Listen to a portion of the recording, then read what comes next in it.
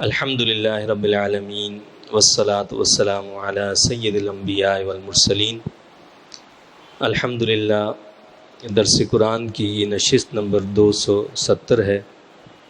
اس سے پہلے سورہ القصص کی آیت نمبر 82 تک درس دیا جا چکا ہے۔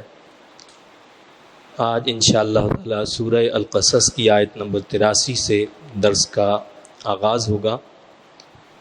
یہ سورہ القصص کا آخری رکوع ہے، یعنی 9واں رکوع۔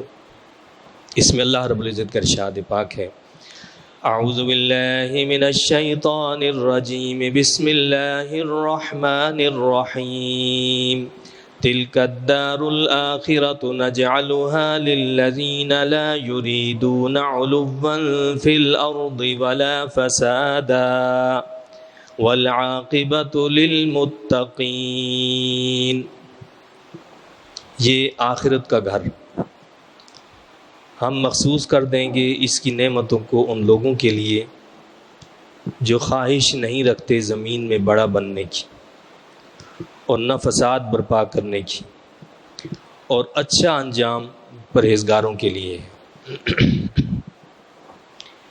اس سے پہلے رب کائنات نے حضرت سیدنا موسیٰ علیہ السلام کے واقعات کے ضمن میں قارون کا اور فرعون کا تذکرہ فرمایا، اور یہ بات بتائی گئی کہ قارون کے پاس بڑی دولت تھی، بڑا مال تھا، اور فرعون کے پاس بہت بڑا اقتدار تھا۔ تو مال و اقتدار یہ دونوں چیزیں اس وقت تو فائدہ مند ہوتی ہیں کہ جب ان کو آخرت کے لیے استعمال کیا جائے، یعنی ان کے ذریعے سے آخرت کمائی جائے تو یہ فائدہ مند ہے۔ بصورت دیگر یہ مال اور یہ اقتدار جو ہے یہ انسان کی تباہی کا ذریعہ اور سبب بن جاتا ہے۔ تو فرمایا کہ اصل چیز مال اور اقتدار نہیں ہے، اصل چیز جو وہ آخرت ہے، اور آخرت جو ہے وہ اللہ کس کو دیتا ہے، کسے عطا فرماتا ہے، تو اس کے بارے میں اللہ نے فرمایا کہ یہ آخرت کا گھر ہم مخصوص کر دیں گے اس کی نعمتوں کو ان لوگوں کے لیے جو خواہش نہیں رکھتے زمین میں بڑا بننے کی، لا یریدون علوا فی الارض، جو زمین میں بڑا ہی نہیں چاہتے، بڑا نہیں بننا چاہتے۔ مقصد کیا ہے؟ وہ یہ نہیں چاہتے کہ ہم کسی اقتدار کے مالک بن جائیں، ہمارے اندر کوئی بڑی خاص بات ہو کہ ہم دوسرے لوگوں سے نمایاں نظر آئیں، بلکہ ان کے اندر عاجزی ہوتی ہے، انکساری ہوتی ہے، تواضع ہوتی ہے۔ تو آخرت کا گھر ہم نے ان کے لیے بنایا ہے جو زمین میں کیا کرتے ہیں، بڑا بننے کی خواہش نہیں رکھتے، ولا فسادہ، اور نہ فساد برپا کرنے کی خواہش رکھتے ہیں۔ وہ زمین میں فساد بھی نہیں برپا کرنا چاہتے۔ ان کا مقصد یہ نہیں ہوتا کہ زمین میں خون ریزی ہو اور زمین پر جو ہے فساد ہو، ہمیں اقتدار مل جائے اور دنیا تباہ ہوتی ہے تو ہو جائے۔ وہ ان چیزوں کو نہیں چاہتے، نہ فساد چاہتے ہیں، نہ وہ زمین میں بڑا بننا چاہتے۔ اور دراصل بات یہی ہے کہ جب انسان بڑا بننا چاہتا ہے اس کا نتیجہ ہوتا ہے فساد۔ جب آپ کسی خاندان میں چاہتے ہیں کہ جی مجھے سب لوگ بڑا سمجھیں، تو کیا ہوتا ہے؟ بگاڑ پیدا ہوتا ہے کہ جو اس بات کو قبول کرنے کے لیے تیار نہیں ہوتے، تو لہٰذا کیا ہوتا ہے؟ رنجشیں پیدا ہوتی ہیں، آپس میں جو ہے لڑائیاں پیدا ہوتی ہیں، جھگڑے پیدا ہوتے ہیں۔ یہ ذریعہ اور سبب ہوتا ہے فساد کا۔ یا اسی طرح پوری دنیا کے اندر آپ دیکھیں کہ کوئی بھی یہ چاہتا ہے کہ جی وہ بڑا بنے، اور یہ بڑا بننے کا مقصد یہ ہے کہ وہ دوسروں کو اپنے سے حقیر سمجھتا ہے اور اپنے آپ کو اس سب کمال کا جو مالک سمجھتا ہے کہ جی سب کمال میرے اندر ہیں، باقی تو دنیا ساری بے وقوف ہے۔ تو اس کا نتیجہ ہوتا ہے فساد، اس کے نتیجے میں فساد پھیلتا ہے۔ اور اللہ فرماتا ہے کہ والعاقبۃ للمتقین، اور اچھا انجام پرہیزگاروں کے لیے۔ اچھا انجام کس کا ہوتا ہے؟ جو پرہیزگار ہوتے ہیں، جو ڈرتے ہوئے زندگی گزارتے ہیں، جو پرہیز کرتے ہیں۔ کس سے پرہیز کرتے ہیں؟ اللہ کی نافرمانیوں سے پرہیز کرتے ہیں، اللہ کی اور اس کے حبیب کریم صلی اللہ علیہ وسلم کی منع کی ہوئی چیزوں سے رکتے ہیں، اور جن کاموں کو کرنے کا حکم دیا ان پر عمل کی کوشش کرتے ہیں، یہ ہے پرہیزگار۔ کسی کو شوگر ہوتا ہے تو وہ میٹھے سے پرہیز کرتا ہے، بچنا چاہتا ہے کہ جی میٹھا کھا لوں گا تو مجھے شوگر بڑھ جائے گا، یہ ہو جائے گا، وہ ہو جائے گا۔ غرض یہ کہ جس کا جو بیماری ہوتی ہے اور جس سے وہ بیماری بڑھتی ہے تو وہ اس چیز سے کوشش کرتا ہے کہ اس سے بچ جائے تاکہ اس کے مرض میں اضافہ نہ ہو۔ تو اسی طرح بتایا کہ انجام جو ہے اچھا کس کا ہوگا؟ پرہیزگاروں کا، جو پرہیز کرتے ہوئے زندگی گزاریں گے۔ ظاہر ہے زندگی کے اندر ہر طرح کے معاملات ہوں گے، انسان دسترخوان پر بیٹھتا ہے تو ہر طرح کی چیزیں موجود ہوتی ہیں، میٹھی بھی ہوں گی، پھیکی بھی ہوں گی، لیکن جو اسے ممنوع ہیں، جو اس کو نقصان دینے والی ہیں، وہ ان سے بچنے کی کوشش کرے گا، تب اس کی صحت درست اور ٹھیک رہے گی۔ اسی طرح آخرت جس کی بھلی ہوگی اس کے لیے بھی ضروری ہے کہ کچھ پرہیزیں اللہ نے بتائی ہیں کہ ان پرہیزوں پر عمل کرو گے تو آخرت اچھی ہو جائے گی، لیکن ان پرہیزوں پر عمل نہیں کرو گے تو پھر آخرت کا اچھا ہونا نہایت مشکل ہو جائے گا۔ من جاء بالحسنۃ فلہ خیر منها، جو کرتا ہے نیکی تو اس کے لیے بہتر صلہ ہے اس نیکی سے، یعنی جو نیکی کرے گا تو اس کا یہ مطلب نہیں ہے اس کو اتنا ہی صلہ ملے گا۔ آپ نے ایک نیکی کی ہے تو ایک کے بدلے میں ایک نیکی نہیں، بلکہ ایک نیکی کے بدلے میں اللہ فرماتا خیر منہا، اس سے بہتر بدلہ دیا جائے گا۔ اور وہ بہتر بدلہ کیا ہے؟ کم از کم 10 نیکی ایک کی ہے اس پر 10 جو ہے نیکیاں لکھی جائیں گی اس کی۔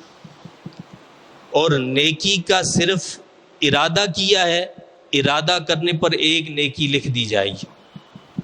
نیکی پر عمل کیا ہے تو 10 نیکیاں کم از کم، 10 سے لے کر 700 تک، اور پھر اللہ نے فرمایا کہ جس کی لیے اللہ چاہے اس سے بھی کہیں زیادہ بلا حساب عطا فرما دے نیکی پر۔ لیکن برائی کا معاملہ کیا ہے؟ آگے اللہ نے اس کے بارے میں بتایا، وَمَن جَاءَ بِالسَّيِّئَةِ فَلَا يُجْزَى الَّذِينَ عَمِلُوا السَّيِّئَاتِ إِلَّا مَا كَانُوا يَعْمَلُونَ، اور جو ارتکاب کرتا ہے برائی کا تو نہ بدلہ دیا جائے گا انہیں جنہوں نے بدکاریاں کی مگر اتنا جتنا انہوں نے کیا۔ جس نے گناہ کیا تو فرمایا کہ وہاں ایسا نہیں ہوگا، یعنی کسی نے گناہ کیا ہے تو اس کے یہ مطلب نہیں کہ اب اس کے 10 گناہ لکھے جائیں۔ ایک گناہ کیا ہے تو اس کے بدلے میں ایک گناہ ہی لکھا جائے گا اس کا۔ بلکہ حدیث شریف میں آتا ہے کہ اگر کسی نے گناہ کا ارادہ کیا اور پھر اس گناہ پر عمل نہیں کیا تو اس کی ایک نیکی لکھی جائے گی۔ گناہ کا ارادہ کیا ہے لیکن اس پر عمل نہیں کیا تو ایک نیکی لکھی جائے گی کہ اس گناہ سے وہ رک گیا نا، اس لیے اس کی ایک نیکی لکھی جائے گی۔ گناہ کے ارادہ کرنے پر گناہ نہیں لکھا جائے گا، اور گناہ جتنا کیا ہے اتنا ہی لکھا جائے گا، زیادہ نہیں۔ لیکن نیکی جتنی کی ہے اس سے بہتر اللہ تعالیٰ صلہ اور جزا عطا فرمائے گا۔ تو فرمایا کہ جو ارتکاب کرتا ہے برائی کا تو نہ بدلہ دیا جائے گا انہیں جنہوں نے بدکاریاں کی مگر اتنا جتنا انہوں نے کیا۔ ان الذی فرض علیک القرآن لرادک الی معاد، اے محبوب صلی اللہ علیہ وسلم یقیناً وہ قادر مطلق جس نے آپ پر قرآن کی تبلیغ فرض کی ہے آپ کو واپس لے جائے گا جہاں آپ چاہتے ہیں۔ لرادک، اللہ تعالیٰ واپس لے جائے گا۔ کہاں واپس لے جائے گا؟ مفسرین کرام کا ایک قول تو یہ ہے کہ اس سے مراد یہ ہے کہ آپ کو واپس اللہ تعالیٰ کہاں لے جائے گا؟ الی معاد، جنت، اصل ٹھکانہ، اصل مقام جنت کی طرف اللہ تعالیٰ آپ کو لے جائے گا۔ لیکن اکثر مفسرین کرام کا کہنا یہ ہے یہ آیت مقدسہ نہ مکہ میں نازل ہوئی ہے نہ مدینہ طیبہ میں نازل ہوئی ہے، بلکہ مکہ اور مدینہ طیبہ کے درمیان میں نازل ہوئی ہے، جب اللہ کے نبی صلی اللہ علیہ وسلم ہجرت فرما رہے تھے۔ اور جب ہجرت فرما رہے تھے اس وقت یہ تصور بھی نہیں کیا جا سکتا تھا، یہ قرآن کا بہت بڑا معجزہ ہے، اس وقت یہ تصور بھی نہیں کیا جا سکتا کہ محمد عربی صلی اللہ علیہ وسلم اور آپ کے جانثار واپس پلٹ کر اس ملک میں واپس آ بھی سکتے ہیں یا نہیں۔ یہ تصور نہیں کیا جا سکتا کہ واپس آ سکیں گے کبھی بھی نہیں۔ لیکن قرآن نے تاکید کے ساتھ فرمایا، کیا فرمایا؟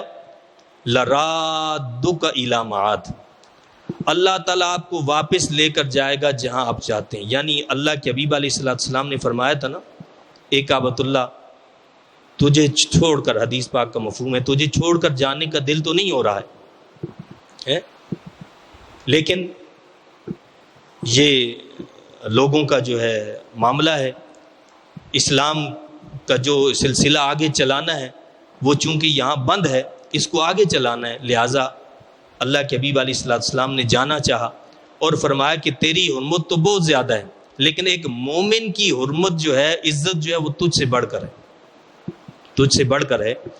تو کعبۃ اللہ کی عظمت، اس کا مقام اپنی جگہ پر ہے، لیکن کیا فرمایا اللہ تعالیٰ نے کہ آپ پر جس رب نے قرآن کی تبلیغ کو فرض کیا ہے وہ آپ کو واپس لے کر جائے گا جہاں آپ چاہتے ہیں. یعنی آپ کا دل یہاں لگا ہوا تھا نا، جب مدینہ طیبہ بھی پہنچے تھے تو نمازوں کا حکم اس وقت میں یہ ملا کہ بیت المقدس کی طرف رخ کر کے پڑھی جائیں، لیکن اللہ کے حبیب علیہ السلام کا رخ، دل کیا چاہ رہا تھا کہ نہیں، کعبۃ اللہ کی طرف رخ کیا جائے. اور جس پر پھر تقریباً 17 ماہ کے بعد اللہ نے فرمایا کہ ہم دیکھ رہے ہیں کہ آپ بار بار اپنا چہرہ انور نماز کے دوران اٹھاتے ہیں، اور آپ کی جو تمنا اور آرزو ہے اللہ تو جانتا ہے، تو اب ہم حکم دیتے ہیں کہ آپ اپنا رخ اسی طرف پھیر دیں، کعبۃ اللہ کی طرف پھیر دیں. تو فرمایا کہ آپ کو واپس لے جائے گا جہاں آپ چاہتے ہیں. تو صرف زیادہ عرصہ نہیں، صرف 8 سال کا عرصہ گزرا. 8 سال کے اندر رب کائنات نے فاتحانہ انداز میں نبی کریم صلی اللہ علیہ وسلم کو اور مسلمانوں کو واپس کعبۃ اللہ میں بھیجا، اور اس حالت میں بھیجا کہ سارے اپنے سر جھکائے کھڑے تھے اور اس انتظار میں تھے کہ ابھی ہمارے سر کہیں قلم نہ کر دیے جائیں. طریقہ یہی تھا اس وقت کا، اس دور کا، کہ جو غالب آتا تھا، جو فاتح ہوتا تھا، وہ مغلوب کو ان کو قتل کر دیتا تھا. لیکن اللہ کے حبیب علیہ السلام نے کیا فرمایا تھا کہ لا تثریب علیکم اليوم وانتم الطلقاء، او کما قال علیہ السلام، فرمایا کہ آج تم سے کوئی باز پرس نہیں ہوگی، تم سب آزاد ہو. تو یہ فاتحانہ انداز میں واپس اتنے قلیل عرصے میں جانا، یہ قرآن کا وہ معجزہ ہے جو قرآن نے اس وقت، یعنی دوران سفر ہجرت کے دوران، اللہ کے حبیب علیہ السلام کو آگاہ کیا تھا کہ آپ واپس لازماً لوٹ کر آئیں گے یہاں پر. تو فرمایا کہ جس نے آپ پر قرآن کی تبلیغ فرض کی ہے آپ کو واپس لے جائے گا جہاں آپ چاہتے ہیں، وہ رب آپ کو واپس لے جائے گا. اور ربی اعلم من جاء بالہدی ومن هو فی ضلال مبین، آپ فرمائیے میرا رب خوب جانتا ہے اسے جو آیا ہدایت یافتہ ہو کر، اور اسے بھی جو کھلی گمراہی میں ہے. اللہ کو پتہ ہے کہ ہدایت پر کون ہے اور گمراہی پر کون ہے. وَمَا كُنْتَ تَرْجُو أَن يُلْقَى إِلَيْكَ الْكِتَابُ إِلَّا رَحْمَةً مِّن رَّبِّكَ فَلَا تَكُونَنَّ ظَهِيرًا لِّلْكَافِرِينَ. اور آپ کو تو یہ امید نہ تھی کہ نازل کی جائے گی آپ کی طرف کتاب، آپ کو یہ امید نہیں تھی کہ آپ کی طرف کتاب نازل کی جائے گی، مگر یہ محض رحمت ہے آپ کے رب کی، یہ محض آپ کے رب کی رحمت ہے. بعض لوگوں نے یہ سمجھا یہاں سے کہ جی اللہ کے حبیب کریم صلی اللہ علیہ وسلم کو اپنی بعثت سے پہلے پتہ ہی نہیں تھا کہ مجھے نبوت ملے گی بھی یا نہیں. تو اس سے یہ دلیل لینا نہایت ہی غلط استدلال ہے، اس لیے کہ آپ کی عمر مبارک صرف 10 سال تھی جب شق قمر کا واقعہ پیش آیا، جب شق صدر کا معاملہ جو پیش آیا. اللہ کے حبیب علیہ السلام کا سینہ مبارک شق کیا گیا، چاک کیا گیا، یہ 10 سال کی عمر میں ہوا، اور وہیں سے آپ کی نبوت ثابت ہے. آپ کی نبوت کی ابتدا کا ثبوت جو وہیں سے ملتا ہے. اور اس کے علاوہ احادیث کا ایک بڑا ذخیرہ بھرا پڑا ہے جس میں یہ بات آتی ہے کہ اللہ کے حبیب علیہ السلام نے فرمایا کہ بعثت سے پہلے یعنی نبوت کا اعلان کرنے سے پہلے میں ان پتھروں کو بھی جانتا ہوں کہ جو مجھ پر سلام کہا کرتے تھے، السلام علیکہ یا رسول اللہ. اور حضرت علی مرتضیٰ رضی اللہ تعالیٰ عنہ خود فرماتے ہیں کہ میں ایک مرتبہ اللہ کے حبیب علیہ السلام کے ساتھ کسی راستے میں جا رہا تھا، جو پتھر جو درخت آتا تو وہ آپ پر سلام پڑا کرتا تھا، وہ آپ پر سلام پڑا کرتا تھا. یہاں دراصل میں جو بات بتائے گی وہ یہ بتائی ہے کہ نبوت جو ہے یہ کوئی کسبی چیز نہیں ہے، یہ وہابی چیز ہے. یعنی ایسا نہیں ہے کہ آپ بیٹھ کر کوئی تسبیح گھونٹتے رہیں، کوئی چلہ کشی کریں، اس کے ذریعے آپ کو نبوت مل جائے، بلکہ یہ نبوت من جانب اللہ ہے. اللہ نے جس کو اس کے لیے منتخب کیا ہے وہ اس کو نبوت عطا فرماتا ہے. یہ کسی کے عمل سے نبوت نہیں ملتی کہ جی ہم نے 60 حج کر لیے تو ہمیں نبی بنا دیا جائے گا، ہم نے جو ہے 120 عمرے کر لیے تو ہمیں کوئی نبی بنا دیا جائے گا. ایسی کوئی چیز نہیں. یعنی یہ کسی کے زور بازو والا معاملہ نہیں ہے کہ وہ اپنی عبادت کے ذریعے سے، اپنی کسی اور عاجزی اور انکساری کی وجہ سے کسی نبوت کا مستحق بن جائے. ایسا نہیں ہے، بلکہ نبوت اللہ کا انعام اور اکرام ہے جس سے اس نے چاہا عطا فرمایا، اور اس سلسلے کو خاتم الانبیاء محمد رسول اللہ صلی اللہ علیہ وسلم پر بند کر دیا گیا. اب آپ کے بعد کوئی نیا نبی نہیں آ سکتا. تو فرمایا کہ اور آپ کو تو یہ امید نہ تھی کہ نازل کی جائے گی آپ کی طرف کتاب، مگر یہ محض رحمت ہے آپ کے رب کی جو آپ کو صاحب قرآن بنا دیا. تو آپ ہرگز کافروں کے مددگار نہ بنے، آپ ہرگز کافروں کی مددگار نہ بنے. وَلَا يَصُدُّنَّكَ عَنْ آيَاتِ اللَّهِ بَعْدَ إِذْ أُنزِلَتْ إِلَيْكَ وَادْعُ إِلَىٰ رَبِّكَ وَلَا تَكُونَنَّ مِنَ الْمُشْرِكِينَ. اور خیال رہے وہ ہرگز نہ روکیں آپ کو اللہ تعالیٰ کی آیات سے اس کے بعد کہ وہ اتاری گئیں آپ کی طرف، اور بلائیے لوگوں کو اپنے رب کی طرف، اور ہرگز نہ ہو جانا شرک کرنے والوں سے. اللہ کے نبی صلی اللہ علیہ وسلم سے ان چیزوں اور باتوں کا تو تصور کرنا ہی محال ہے، ناممکن ہے. دراصل یہاں خطاب اللہ کے حبیب علیہ الصلوۃ والسلام سے ہے، لیکن یہ اصل اس کا جو خطاب ہے آپ کے ذریعے اور سبب سے وہ امت محمدی علیہ الصلوۃ والسلام کو، یہ امت کو خطاب کیا گیا نبی کریم صلی اللہ علیہ وسلم کے وسیلے اور ذریعے سے کہ تم جو ہے ہرگز ایسا نہ ہونا کہ تم کہیں کافروں کے مددگار بن جاؤ، ایسا نہیں بننا. اور ہرگز نہ روکیں آپ کو اللہ کی آیات سے اس کے بعد کہ وہ اتاری گئیں آپ کی طرف، اور بلائیے لوگوں کو اپنے رب کی طرف، اور ہرگز نہ ہو جانا شرک کرنے والوں سے. وَلَا تَدْعُ مَعَ اللَّهِ إِلَٰهًا آخَرَ. اور یہی بات یہاں پر بھی ہے، یعنی امت سے یہ خطاب ہے اصل میں. اور نہ پکارو اللہ تعالیٰ کے ساتھ کسی اور معبود کو. لا الہ الا ہو، نہیں ہے کوئی معبود بجز اس کے. کل شیء ہالک الا وجہہ، ہر چیز ہلاک ہونے والی ہے سوائے اس کی ذات کے. لہ الحکم والیہ ترجعون، اسی کی حکمرانی ہے اور اسی کی طرف تمہیں لوٹایا جائے گا. تو یہ سورہ القصص جو ہے یہاں الحمدللہ مکمل ہو گئی.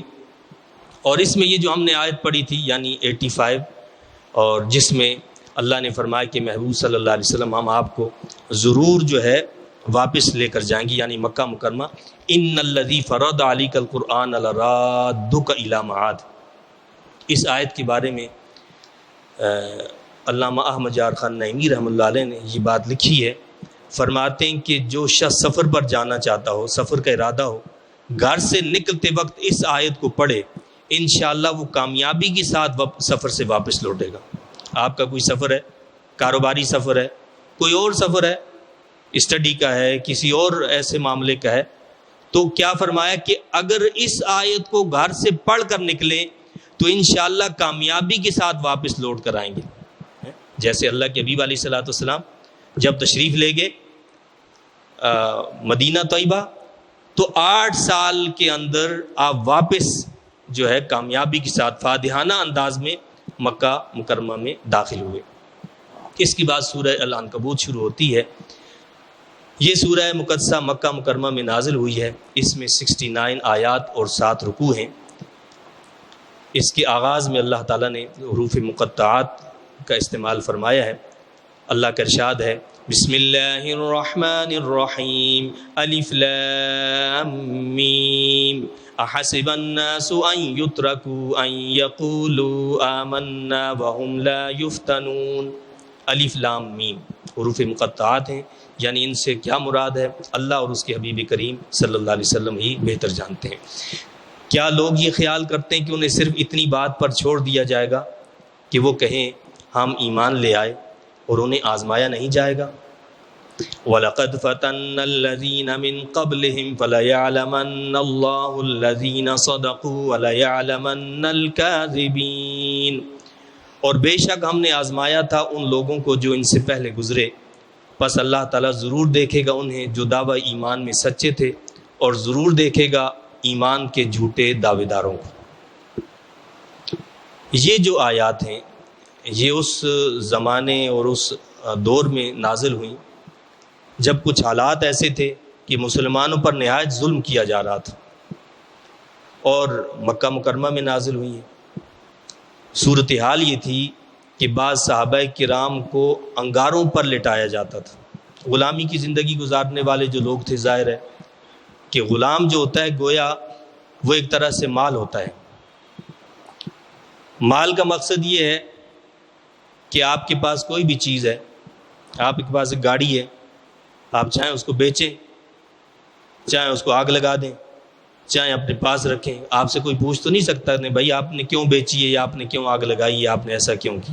بس یہی صورتحال یوں سمجھیں کہ غلام کی تھی، کہ غلام کے ساتھ کچھ بھی آپ کر لو تو کوئی باز پرس نہیں تھی اس پر، کوئی پوچھ نہیں سکتا تھا کہ بھائی آپ کی چیز ہے۔ اب ایسے میں کئی صحابہ کرام ایسے تھے جنہوں نے اسلام قبول کیا تھا اور غلامانہ زندگی گزار رہے تھے۔ اب ان کے آقا جو تھے، ان کے جو مالک تھے، جن کی غلامی میں وہ تھے، وہ کیا کرتے تھے؟ وہ کہتے تھے کہ اپنی قمیض کو اتارو، اور انگاروں کا نیچے جو ہے ڈھیر لگا دیتے اور کہتے کہ اس کے اوپر لیٹ جاؤ، اور اس طرح ان کے جسم جو ہیں وہ جل جایا کرتے تھے، ایسی شدید تکلیف۔ اور ایسے میں اللہ تعالیٰ نے یہ آیات نازل کی۔ کیا فرمایا؟ کیا لوگ یہ خیال کرتے ہیں کہ انہیں صرف اتنی بات پر چھوڑ دیا جائے گا کہ وہ کہیں ہم ایمان لے آئے اور انہیں آزمایا نہیں جائے گا؟ یعنی کوئی یہ سمجھتا ہو کہ ہم ایمان لے آئے، اب ایمان لانے کا مطلب یہ ہے کہ جی اب تو ہمارے پاس پیسہ آئے، دولت آئی، آزمائشیں ختم ہو گئیں، بس ایسا تو نہیں ہے۔ اللہ فرماتا ہے کہ آزمایا جائے گا، آزمائش ہوگی،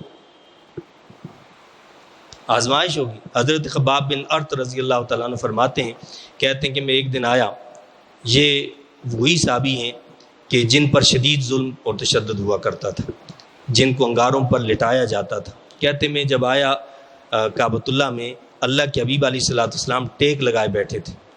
میں نے کہا یا رسول اللہ صلی اللہ علیہ وسلم، آپ ہمارے لیے دعا نہیں کرتے؟ مطلب ہمیں اتنی تکلیفیں دی جاتی ہیں، اتنی پریشانیوں میں ہم ہیں، اور ہمارے ساتھ یہ مظالم ڈھائے جا رہے ہیں، آپ ہمارے لیے اللہ سے دعا کیوں نہیں کرتے؟ تو اللہ کے حبیب علیہ الصلوۃ والسلام ٹیک لگائے بیٹھے تھے، فوراً سیدھے ہو کر بیٹھ گئے، اور آپ کے چہرہ انور پر غصے کے آثار نمودار ہوئے۔ اور اللہ کے حبیب علیہ الصلوۃ والسلام نے فرمایا کہ تم سے پہلے لوگ تھے، ان کے ساتھ کیا کیا جاتا تھا کہ گڑھے کھودے جاتے تھے، اور ان گڑھوں کے اندر ان کو کھڑا کر دیا جاتا تھا، اور پھر آرا لا کر سر کے اوپر سے ان کو چیر دیا جاتا تھا، لیکن وہ ایمان سے پیچھے نہیں ہٹے۔ تم سے پہلے لوگوں کے ساتھ ایسا کیا جاتا تھا کہ لوہے کی کنگیاں ان کے جسموں پر جو ہے، تیز کنگیاں جو ہیں ان کے جسموں پر چلائی جاتی تھیں، جن سے ان کی رگیں اور گوشت جو ہے سب نکل جاتا تھا۔ کینچیوں سے جسموں کو کاٹا جاتا تھا، لیکن یہ ساری چیزیں ان کو ایمان سے نہیں روکتی تھیں، یہ ساری چیزیں ان کو ایمان سے نہیں روکتی تھیں۔ یعنی وہ اپنی جان دے دیتے تھے لیکن وہ اپنے ایمان سے نہیں پھرتے تھے۔ تو یہ حالات تھے۔ ایسے میں یہ آیات نازل ہوئیں، اور اللہ نے آگاہ کیا کہ کوئی یہ مت سمجھے کہ وہ ایمان لے آیا اور بس اب اس کی آزمائش نہیں ہوگی۔ ہم کہتے ہیں نا جی بس لا الہ الا اللہ پڑھ لیا تو اب ہمیں ضرورت ہی نہیں ہے، ایسا نہیں ہے۔ فرمایا کہ آزمائش ہوگی، مومن کی آزمائش ہوتی ہے، اس کو تکلیفوں سے دوچار ہونا پڑتا ہے، مصائب کا شکار ہونا پڑتا ہے۔ اس کا یہ مطلب نہیں ہے کہ اللہ تعالیٰ ان سے خوش نہیں ہوتا، بلکہ اللہ خوش ہے تبھی تو تکلیفوں میں ڈالا ہے، تاکہ اس کے بدلے میں اس کی آخرت کو بھلا کر دیا جائے۔ مومن کو اگر کانٹا بھی چبھے، اللہ کے حبیب علیہ السلام نے کیا فرمایا کہ کانٹا بھی چبھ جائے اس پر بھی اس کو آخرت میں اجر دیا جاتا ہے۔ بلکہ اگر آپ کی کوئی چیز آپ کی آنکھوں سے اوجھل ہو گئی، چابی آپ نے جیب میں رکھی اور ڈھونڈ رہے دنیا بھر میں، اور کچھ دیر بعد پتہ چلا کہ چابی تو اپنی جیب میں ہے. تو یہ جو پریشانی ہوئی، تکلیف ہوئی، انسان بھول گیا کہ میں نے چابی کہاں رکھی ہے. فرمایا کہ اس پر بھی مومن کو اجر دیا جاتا ہے. بس شرط یہی ہے نا کہ مومن اس بات کا ارادہ اور تصور کرے کہ میری ہر چھوٹی بڑی تکلیف جو ہے وہ من جانب اللہ ہوتی ہے اور اس پر میرے لیے اجر ہے. جب یہ نیت اور ارادہ ہوگا تو اس کے لیے یقیناً اجر اور ثواب لکھا جاتا ہے. تو اللہ نے فرمایا کہ بے شک ہم نے آزمایا تھا ان لوگوں کو جو ان سے پہلے گزرے، پس اللہ تعالیٰ ضرور دیکھے گا انہیں جو دعوے ایمان میں سچے تھے. یہ آزمائش کیوں ہوتی ہے؟ تاکہ پتہ چلے نا کہ کون سچا ہے اپنے دعوی ایمان میں، کون جھوٹا ہے اپنے دعوی ایمان میں.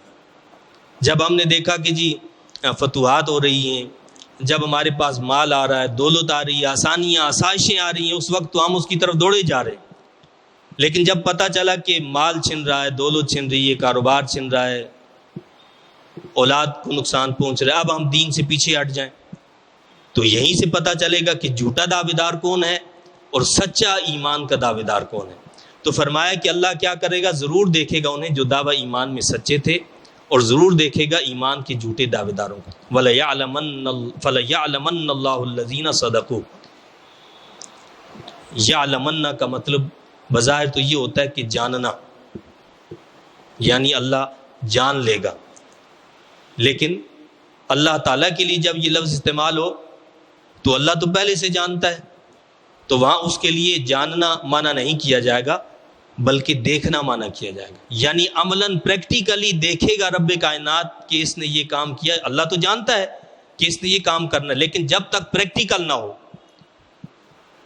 پتہ ہے اللہ تعالیٰ کو کہ فلاں شخص جو فلاں گناہ کرے گا، لیکن اس گناہ کی سزا جو ہے اس گناہ سے پہلے تو نہیں دی جا سکتی نا، جب تک اس پر وہ عمل نہیں کرتا. پریکٹیکل جب کرتا ہے تو اللہ تعالیٰ کیا کرے گا؟ دیکھے گا پریکٹیکلی اس نے یہ عمل کیا ہے کہ جو دعوی ایمان میں سچے تھے، اور ضرور دیکھے گا ایمان کے جھوٹے دعوے داروں کو. ام حسب الذین یعملون السیئات ان یسبقونا. کیا خیال کر رکھا ہے انہوں نے جو کر رہے ہیں برے کرتوت کہ وہ ہم سے آگے نکل جائیں گے؟ یہاں ایک طرف تو اہل ایمان کے لیے تنبیہ کی ہے، ان کو تنبیہ کی کہ یہ کیا بات ہے، اتنی سی بات پر ڈر کیوں گے؟ ہمارے قریب کے زمانے میں آپ دیکھیں کیا کچھ نہیں ہوا. عافیہ صدیقی ہماری مسلمان بہن، اس کے ساتھ کیا کیا کچھ ظلم نہیں کیا گیا. دیگر ہمارے مسلمان بھائی، ان کے ساتھ عقوبت خانوں کے اندر کیا کچھ نہیں کیا گیا، کیسا ظالمانہ ان کے ساتھ سلوک ہوا اور جانوروں سے بدتر سلوک کیا گیا. یہ ساری چیزیں آزمائشیں.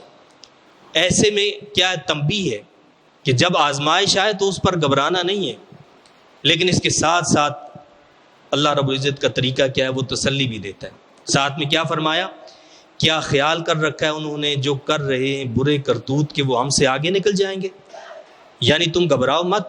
یہ جو لوگ آج تم پر ظلم کر رہے ہیں، جو تم پر زیادتیاں کر رہے ہیں، جو تمہیں انگاروں پر لٹا رہے ہیں، جو تمہیں جو ہے گھسیٹ کر لے کر کھینچ رہے ہیں دھوپ کے اندر، تو یہ بچ جائیں گے، ہمارے عذاب سے بچ نکلیں گے. اللہ فرماتا کہ ایسا نہیں ہو سکتا ہے. کیا فرمایا؟ کیا خیال کر رکھا انہوں نے جو کر رہے ہیں برے کرتوت کہ وہ ہم سے آگے نکل جائیں گے؟ ساء ما یحکمون. بڑا غلط فیصلہ ہے جو وہ کر رہے ہیں. کیا ہے؟ بڑا غلط فیصلہ جو وہ کر رہے ہیں. من کان یرجو لقاء اللہ فإن اجل اللہ لآت. جو شخص امید رکھتا ہے اللہ تعالیٰ سے ملنے کی تو وہ سن لے کہ اللہ تعالیٰ کی ملاقات کا وقت ضرور آنے والا ہے. یعنی یہ تکلیفیں کتنے روزہ ہیں؟ چند روزہ تکلیفیں. جسے اپنے رب پر یقین ہے، اس پر توکل اور بھروسہ ہے، وہ اس بات کا یقین کامل رکھے کہ یہ فانی زندگی بہت جلد ختم ہونے والی ہے اور اللہ کا جو وعدہ ہے وہ پورا ہونے والا ہے. وہ سن لے کہ اللہ کی ملاقات کا وقت ضرور آنے والا ہے.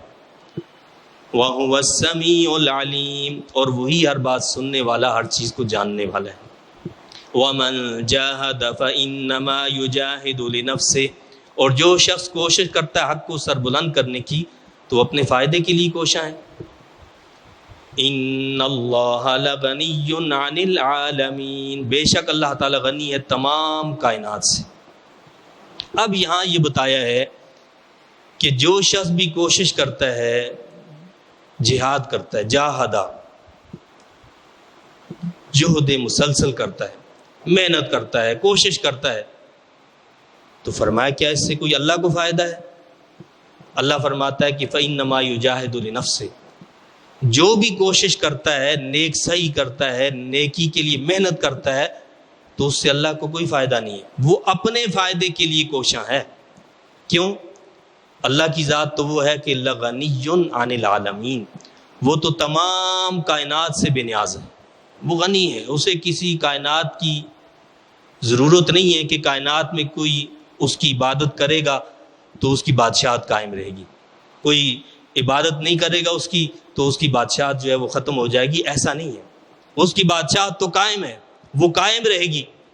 جو بھی اچھی کوشش کرے گا، جو بھی اچھی محنت کرے گا، وہ اپنے لیے کرے گا، اس کا فائدہ اسی کو ملے گا۔ تو اسی اچھی محنت، اسی اچھی کوشش کے لیے رب کائنات نے جہاں ہمیں بہت سارے مواقع عطا فرمائے، رمضان المبارک کا مہینہ دیا ہے، رجب کا مہینہ، محرم کا مہینہ ہے، اور ذوالحج کا مہینہ ہے، اسی طرح یہ شعبان المعظم کا مہینہ، اور اس میں بھی خاص طور پر شب برات، یعنی وہ خاص رات جس میں اللہ کے حبیب علیہ الصلوۃ والسلام نے اس کی عظمت کو بیان کیا ہے، یہ ساری چیزیں بھی ہمیں عطا فرمائی تاکہ ہم محنت کریں، جستجو کریں، نیکیوں میں آگے بڑھنے کی کوشش کریں۔ اب بعض لوگ جو ہیں وہ عجیب عجیب باتیں کرنے لگتے ہیں اور کہتے ہیں کہ جی شب برات تو کہیں قرآن میں حدیث میں استعمال ہی نہیں ہوا، یہ تو لوگوں نے اپنی طرف سے بدعت بنائی ہوئی ہے۔ یعنی ایسے لوگوں کی عقل پر پہلے تو ماتم کرنا چاہیے کہ شب برات تو ظاہر ہے کہ شب کا لفظ ہی عربی نہیں ہے، تو وہ قرآن حدیث میں کہاں سے استعمال ہوگا؟ شب تو فارسی کا لفظ ہے، شب رات کو کہتے ہیں جو فارسی کا لفظ ہے، اب برات جو ہے یہ ہے عربی کا لفظ۔ ظاہر ہے کہ جب قرآن حدیث میں کہیں پر اس کے حوالے سے کچھ استعمال ہوگا تو شب کی جگہ لیل استعمال ہوگا، تو لیلۃ البرات کے الفاظ حدیث میں استعمال ہوئے ہیں، لیلۃ البرات یعنی یہ برات والی رات جس میں اللہ تعالیٰ جہنم سے آزادی دیتا ہے، گناہگاروں کو جہنم کی آگ سے بچاتا ہے، یہ وہ رات ہے لیلۃ البرات۔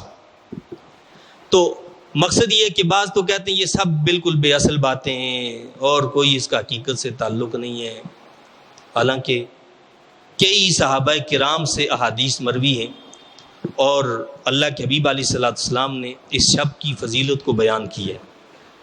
یعنی ویسے تو ہر شب قدر ہے، ہر اس شخص کے لیے جو کیا کرنے والا ہے، عبادت کرنے والا ہے اپنے رب کی، لیکن یہ رب کائنات کی خاص مہربانی، خاص کرم نوازی ہے کہ ویسے تو ہر شب کے بارے میں یہ کہ آخری جو رات کا حصہ ہوتا ہے اس میں اللہ رب العزت کی خاص رحمت جو جلوہ گر ہوتی ہے اور وہ برسنے لگتی ہے، اس وقت کوئی مانگے وہ عطا فرماتا ہے اور کوئی رزق کا طالب وہ رزق دیتا ہے۔ لیکن اس رات کے بارے میں خاص طور پر یہ فرمایا کہ جب سورج غروب ہوتا ہے، غروب آفتاب کے ساتھ ہی رب کی رحمت جلوہ گر ہو جاتی، غروب آفتاب کے ساتھ ہی۔ اور اللہ کے حبیب علیہ الصلوۃ والسلام کا فرمان ہے، کیا فرمایا؟ ذالک شہر یغفل الناس عنہ بین رجب و رمضان، یہ مسند احمد کی حدیث ہے، حدیث نمبر 21753، یعنی 21,753 حدیث ہے مسند احمد کی۔ اللہ کے حبیب علیہ الصلوۃ والسلام نے کیا فرمایا کہ یہ ایک مہینہ ایک ایسا ہے جو رمضان اور رجب کے درمیان ہے، بہت سے لوگ اس سے غافل رہتے ہیں، غفلت میں پڑے رہتے ہیں، ان کو اس مہینے کی عظمت کا پتہ ہی نہیں ہے۔ صحابہ کرام تو اس مہینے کے اندر جو ہے رمضان کی پوری تیاری کرتے تھے اور عبادت کے لیے تیار ہو جاتے تھے، ہم وقت اپنے سارے کاموں کو کلوز کر دیتے تھے کہ جی بس اب ہم نے اپنے کاموں کو سمیٹ لینا ہے، اس لیے کہ یہ نیکیوں کی کمانے کا سیزن آ گیا نا، رمضان المبارک نیکیاں کمانے کا مہینہ آ گیا، اس سے پہلے اس کی یعنی تیاری کر لیتے۔ تو اللہ کے حبیب علیہ الصلوۃ والسلام کیا فرماتے ہیں کہ بہت سارے لوگ اس مہینے سے غافل رہتے ہیں۔ وَهُوَ شَهْرٌ تُرْفَعُ فِيهِ الْأَعْمَالُ إِلَى رَبِّ الْعَالَمِينَ، اللہ کے حبیب علیہ الصلوۃ والسلام فرماتے ہیں یہ وہ مہینہ ہے جس میں اعمال کو اللہ رب العزت کی طرف اٹھایا جاتا ہے، رب العالمین کی طرف اعمال کو اٹھایا جاتا ہے۔ فَأُحِبُّ أَن يُرْفَعَ عَمَلِي وَأَنَا صَائِمٌ، میں چاہتا ہوں کہ جب میرے عمل کو اٹھایا جائے تو میں روزے سے ہوں۔ یعنی اس مہینے میں روزے رکھنے کی کتنی فضیلت ہے۔ اللہ کے حبیب علیہ الصلوۃ والسلام اس مہینے میں کثرت سے روزے رکھتے تھے۔ صحابہ کرام فرماتے ہیں کہ اللہ کے حبیب علیہ الصلوۃ والسلام اس مہینے میں روزے رکھتے تو ہم یہ سمجھتے ہیں کہ اب افطار نہیں فرمائیں گے، اور جب روزہ چھوڑ دیتے تو ہم یہ سمجھتے کہ اب کبھی روزہ نہیں رکھیں گے، یعنی کثرت سے اس مہینے میں روزے رکھا کرتے تھے۔ تو فرمایا کہ میں یہ چاہتا ہوں کہ جب میرا عمل اٹھایا جائے، اللہ کی بارگاہ میں پیش کیا جائے، وَأَنَا صَائِمٌ، میں روزے کی حالت میں ہوں۔ اور اسی طرح اللہ کے حبیب علیہ السلام نے اس شب کے بارے میں فرمایا، ام المؤمنین سیدہ عائشہ صدیقہ رضی اللہ تعالیٰ عنہ سے یہ حدیث ہے المصنف لابن ابی شیبہ کی، اور جو 9857 حدیث نمبر ہے، 9857 حدیث ہے المصنف لابن ابی شیبہ۔ اس میں اللہ کے حبیب علیہ السلام نے فرمایا کہ یا عائشہ انہ یکتب فیہ لملک الموت من یقبض، یہ وہ مہینہ ہے اے عائشہ، اس میں ملک الموت کو ان لوگوں کے نام لکھ کر دے دیے جاتے ہیں جن کی روح قبض کی جائے گی، جن کی روح قبض کی جائے گی ان کے نام لکھ کر اس مہینے میں دے دیے جاتے ہیں۔ فانا احب اللہ ينسخ اسمی الا وانا صائم، بس میں پسند کرتا ہوں کہ میرے نام کا فیصلہ روزے کی حالت میں ہو۔ مجھے کیا پسند ہے کہ جب میرا نام لکھا جائے ان لوگوں میں کہ جن کی روح کو قبض کیا جائے گا تو میں حالت روزہ میں ہوں۔ کہتے ہیں کہ جی یہ تو اپنی طرف سے باتیں، کوئی جو ہے فرشتے جو ہیں وہ اعمال نہیں لے کر جاتے اور لکھے نہیں جاتے، یہ تو حدیث کہہ رہی ہے۔ کیا فرما رہے ہیں اللہ کے حبیب علیہ السلام؟ انہ یکتب فیہ لملک الموت من یقبض، جس کی روح قبض کی جائے گی اس کا نام فرشتوں کے حوالے کر دیا جاتا ہے۔ یعنی اس کا یہ مطلب نہیں کہ وہ لوح محفوظ میں نہیں ہوتا، لوح محفوظ میں تو پہلے سے موجود ہے، یعنی اس شب میں وہ نام ان فرشتوں کے حوالے کر دیا جاتا ہے کہ ان لوگوں کی روح کو قبض کیا جائے گا۔ اسی طرح اللہ کے حبیب علیہ السلام نے فرمایا ان اللہ عز وجل یطلع علی عبادی فی لیلۃ النصف من شعبان، نصف شعبان کو یعنی شب برات کو اللہ رب العزت جو ہے وہ اپنے بندوں پر طلوع ہوتا ہے، اپنے بندوں پر اپنی رحمت خاص فرماتا ہے۔ فیغفر للمستغفرین، استغفار کرنے والوں کی اللہ بخشش کر دیتا ہے، جو اللہ سے معافی مانگتے ہیں کہتے ہیں یا اللہ ہمارے گناہوں کو معاف کر دے، اللہ ان کو معاف فرما دیتا ہے۔ وَيَرْحَمُ الْمُسْتَرْحِمِينَ، اور اللہ تعالیٰ رحم طلب کرنے والوں پر رحم فرماتا ہے۔ وَيُؤَخِّرُ أَهْلِ الْحِقْدِ كَمَا هُمْ، لیکن کچھ لوگ ایسے ہیں کہ جن کو ان کی اسی حالت میں چھوڑ دیا جاتا ہے۔ کیا فرمایا کہ جو اہل حقد ہیں ان کو اسی حالت میں چھوڑ دیا جاتا ہے۔ اہل حقد کون لوگ ہیں؟ یہ حدیث شعاب الایمان بیہقی میں 3554 نمبر حدیث کا، اس میں اللہ کے حبیب علیہ السلام نے فرمایا کہ جو اہل حقد ہیں، جن کے دلوں میں ایک دوسرے کے لیے کینہ ہوتا ہے، بغض ہوتا ہے، عداوت و دشمنی ہوتی ہے، ان کو معاف نہیں کیا جاتا، ان کو چھوڑ دیا جاتا ہے۔ اب ہمیں اس چیز کا خیال کرنا چاہیے کہ آیا ہم ان لوگوں میں تو کہیں شامل نہیں ہیں کہ جن کو اللہ تعالیٰ نے اپنی رحمت سے اس بابرکت شب میں بھی محروم کر دی ہے۔ ان کے بارے میں احادیث میں جو کئی لوگوں کا ذکر ملتا ہے ان میں سے ایک ہے کافر و مشرک۔ ظاہر بات ہے کافر و مشرک جو ہوگا وہ اس میں اللہ کی رحمت سے محروم رہتا ہے۔ اور شرک صرف نہیں ہے، یہ نہیں ہے کہ کوئی بتوں کو پوجنے والا ہو، بلکہ شرک ایک یہ بھی ہے کہ بندہ اللہ کی عبادت کو چھوڑ کر نفس کی عبادت کرنے لگ جائے، جسے شرک خفی کہا جاتا ہے۔ شرک خفی یہ بہت زیادہ ہے، ریاکاری ہے، نمود و نمائش ہے، دکھاوے کی عبادت، یہ ساری کیا ہیں؟ یہ شرک ہے۔ ان کو اللہ کے نبی صلی اللہ علیہ وسلم نے شرک قرار دیے۔ تو شرک کے جلی سے بچنا بھی ضروری ہے اور شرک خفی سے بچنا بھی ضروری ہے۔ عبادت اس کے لیے نہ ہو کہ جی لوگوں کو آپ دکھا رہے ہیں، عبادت محض اللہ کی رضا کے لیے، اس کو خوش کرنے کے لیے اور اپنے گناہوں کی معافی کے لیے ہو۔ دوسرا وہ شخص کہ جس کے دل میں کینہ و بغض ہے، فرمایا کہ وہ بھی محروم رہے گا اللہ کی رحمت سے اس شب میں۔ لہٰذا اگر کسی کے لیے ہمارے دل میں کینہ ہے، بغض ہے، عداوت ہے، اپنے سینے کو پاک کر لیا جائے، اس سے معافی مانگ لی جائے، اس کے ساتھ اچھا سلوک کیا جائے۔ دل نہیں چاہے گا اس کے باوجود اس کے ساتھ اچھا سلوک کیا جائے، دل نہیں کرتا کہ اس کی تعریف کریں، نہ چاہتے ہوئے بھی اس کی تعریف کرنی ہے۔ یہ ہے اس کینہ کو، بغض کو دور کرنے کا طریقہ، اس کا علاج۔ یعنی ظاہر ہے دل نہیں چاہتا ہے کہ اس کی تعریف کریں، لیکن اس کینہ اور بغض کو دور کرنے کے لیے اس کا علاج یہی ہے کہ اس کی تعریف کی جائے، اس کے حق میں دعا کی جائے۔ قطع رحمی کرنے والے کو بھی محروم رکھا جاتا ہے۔ قطع رحمی کا مطلب کیا ہے؟ رشتہ داروں سے قطع تعلق کر لیا کہ جی تو تمہاری موت پر بھی نہیں آؤں گا، تم میری موت پر بھی، ایسی باتیں بہت ساری آج کل ہوتی ہیں۔ ذرا سی بات ہوئی جی میں تو تمہاری موت پر بھی نہیں آؤں گا، تم میری موت پر بھی نہیں آنا، یہ ایسی باتیں یہ قطع تعلق میں آتی ہیں۔ جو قطع تعلق کرنے والا ہے وہ بھی اس شب کی رحمتوں سے، برکتوں سے محروم رہے گا۔ لہٰذا اگر کسی کے ساتھ ہم نے ایسا معاملہ کیا ہے، اس سے صلح کر لیں، معافی مانگ لیں کہ بھائی مجھ سے غلطی ہو گئی۔ آج کی معافی جو ہے وہ کل کی ندامت سے بہتر ہے۔